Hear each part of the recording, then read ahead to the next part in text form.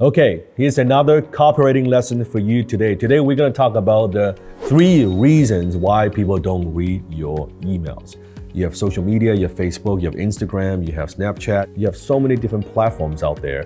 Email, it is still, even to this date, a very powerful way to generate sales, to offer your products and services. Across the board, that the opening rate and delivery rate of emails are going down. Think about most people, they're on social media all the time. They don't check emails as often. But when it comes to email, it is still your own list. When you have followers on social media, on this platform, on that platform, on that platform, Facebook owns that, YouTube owns that, Instagram owns that. You don't actually own it. But with your email list, that's your, what I call your own list.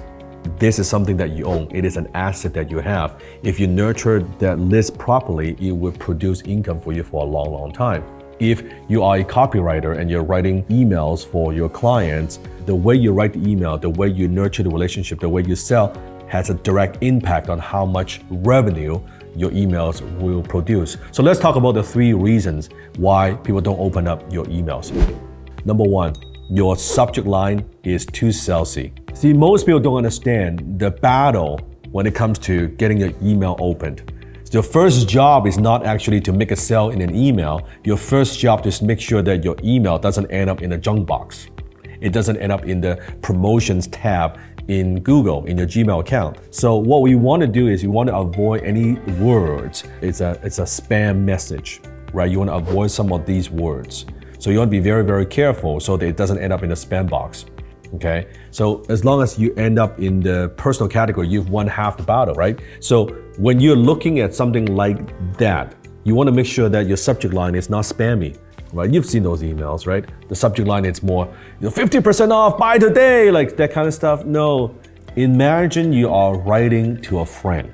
Make it very personal. Let's say this is a follow-up email. You might say, I haven't heard from you, ... I thought you were interested in ... You see how it's very, very personal, right? And then they open up the email. So the first key is subject line is everything.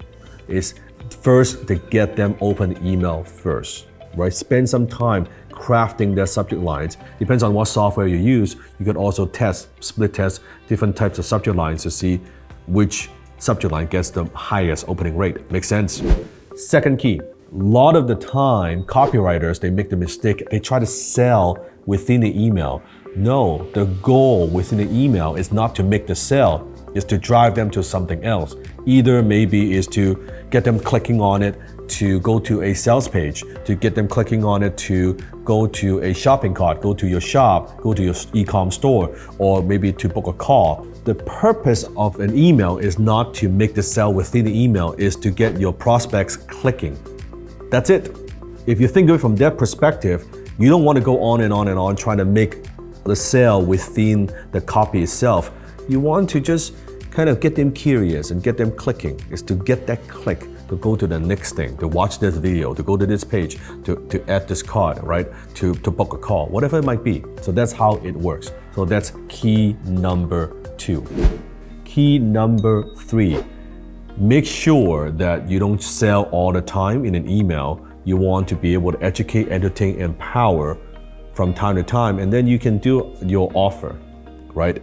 So add value, make an offer. Value, make an offer. If you try to sell in every single email, then you are training your subscribers to your email list to ignore your message, and that's not good. You want to be able to communicate it to them in a way that his value, oh, here's something that might help you solve your problem.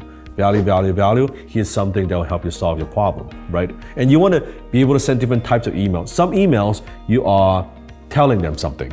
Some, you're informing them with something. Some, you are demonstrating your credibility by maybe sending them a testimonial of clients who've done business with you. Sometimes you just send them something that they might be interested in. From my own experience, some of my best performing emails are actually very short. They're like a few lines. Very simple. Because the longer the message is, the more likely you're gonna lose them. But if it's like a short little message, they're like, oh, this is interesting. I'm curious. They click. Now you tell your full story on that landing page or on that website. Does that make sense, right? So this is how you do it. Those are the 3 reasons why people don't open your emails. Remember, to win the email game, first you have to get them opening your emails, your subject line. Then get them curious, clicking on it. Don't try to make the sale within the email. And then you're now adding value, building trust. When you make an offer, they will buy. It is that simple. What other copywriting questions you might have, make sure you comment below. I know that I have a lot of fans who follow me on social media want to learn copywriting. If you want to learn copywriting directly from me and you are thinking of becoming a copywriter, but you're not so sure how to get started and how do you get their first few clients, click the link below and join me for my free on-demand training. Go ahead and do that now.